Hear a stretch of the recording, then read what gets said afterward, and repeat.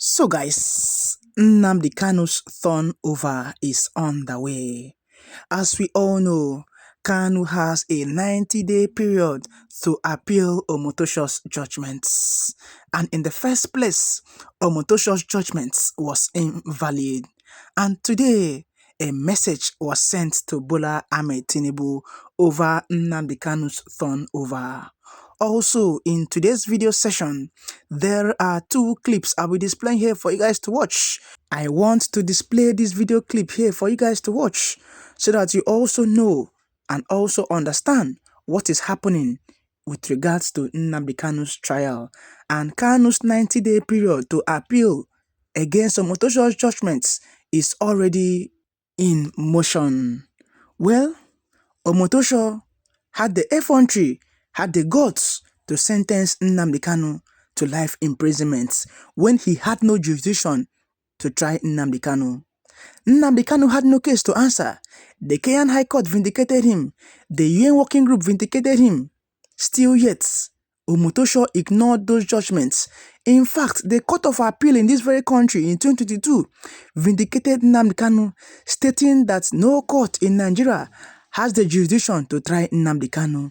Still yet, Omotosho was adamant with the fact that Nnamdi Kanu was innocent and sentenced him to life imprisonment. Well, that very judgment from Omotosho is invalid because the ICC has gotten involved in Nnamdi Kanu's case.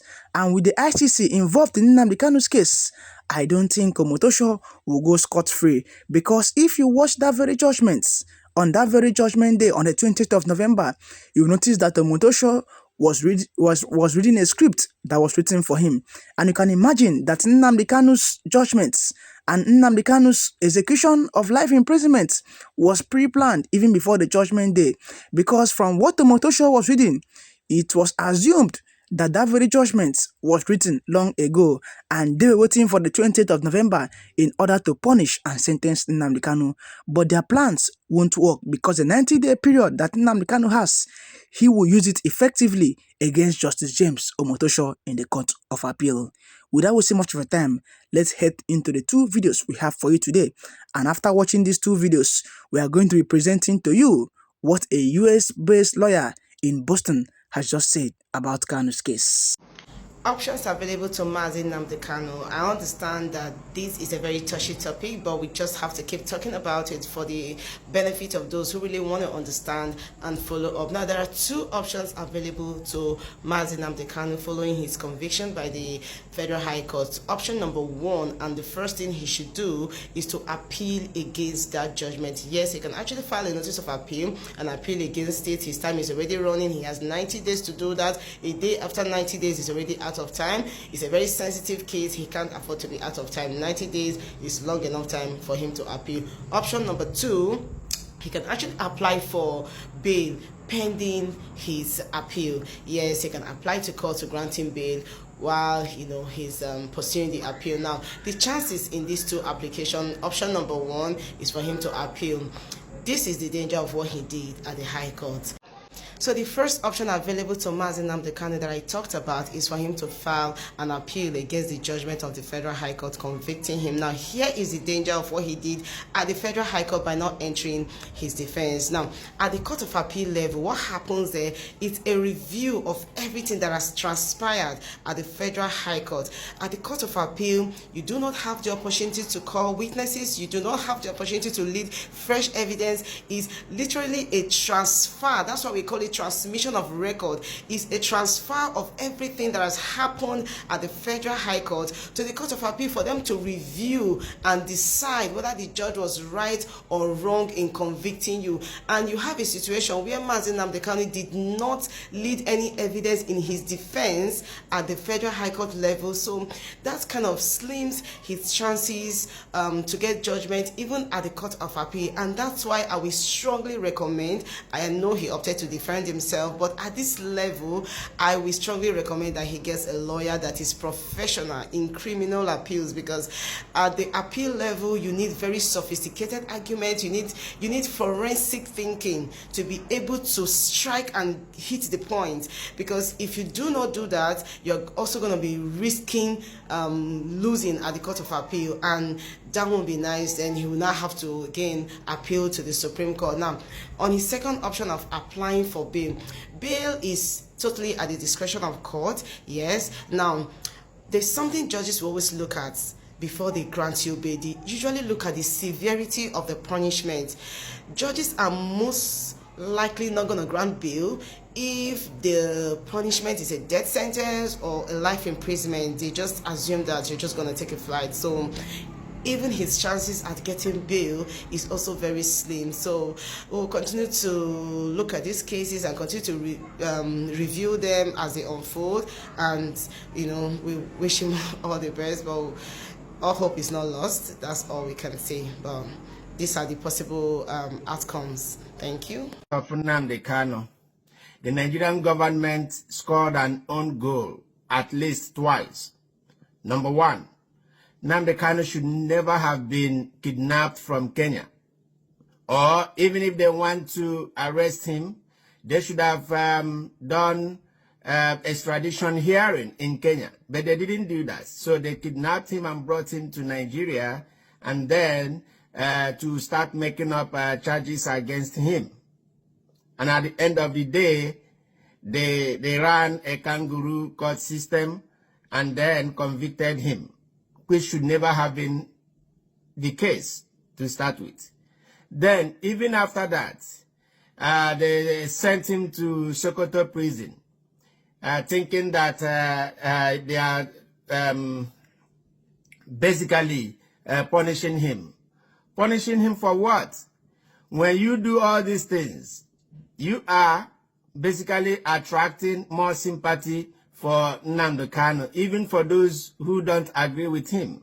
And that is what you're doing. So when you see the massive support he is enjoying from various parts of the country, that is simply because the people do not think that the Nigerian government is being fair. So I just wanted to put that thing out there. Could Nnamdi Kanu have accepted such an offer? The question that now shook the whole nation. When Omoyere Sowore revealed that he was asked to convince Mazi Nnamdi Kanu to drop the Biafra struggle in exchange for freedom, it opened a door into the kind of conversation that Nigerians never get to hear about. It shows that behind the scenes, political power always negotiating, always bargaining, always trying to reshape history quietly. Now, people are asking, should Nnamdi Kanu have accepted that offer instead of ending up with a life imprisonment sentence? From everything you and I know, the answer is strongly no. Nnamdi Kanu is not the type who trades conviction for comfort. Whether people like him or not, one thing nobody can deny is this: he is stubborn about what he believes in. He knew the risks, he knew the consequences, yet he kept speaking, even when silence could have saved him.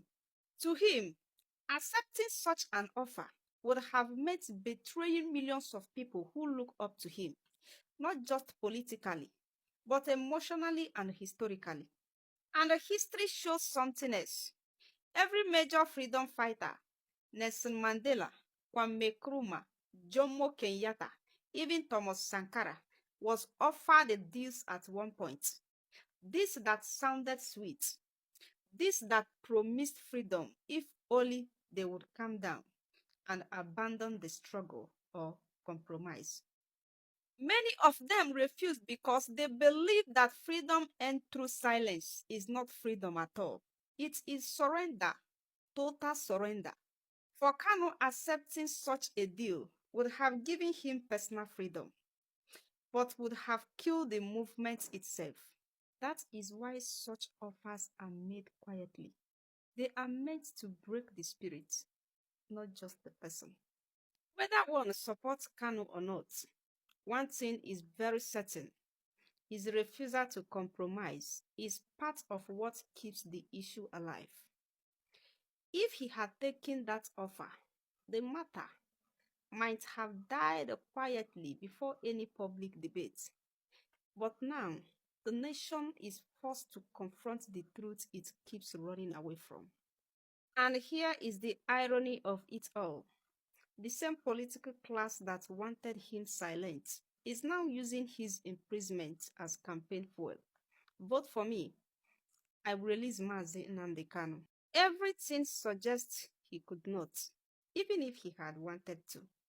Some people are simply built to carry a burden larger than themselves. And whether one agrees with him or not, history often remembers such people differently from how governments treated them. According to Sahara reporters, Nigeria has a lot to gain by settling the Nnamdi Kanu case politically, Barrister Amadi declares, and I read in details. A Nigerian-born Boston-based lawyer, Bennett Amadi, has called on the Nigerian government to seize the opportunity to resolve the case of the IPOB leader Mazi Nnamdi Kanu through a political settlement. He made the remark during a special episode of 90 Minutes Africa dissecting the judgment of Justice James Omotosho, who sentenced Kanu to life imprisonment on terrorism charges. The legal practitioner argued that the MNK case should not be treated as a normal case and therefore should be handled differently.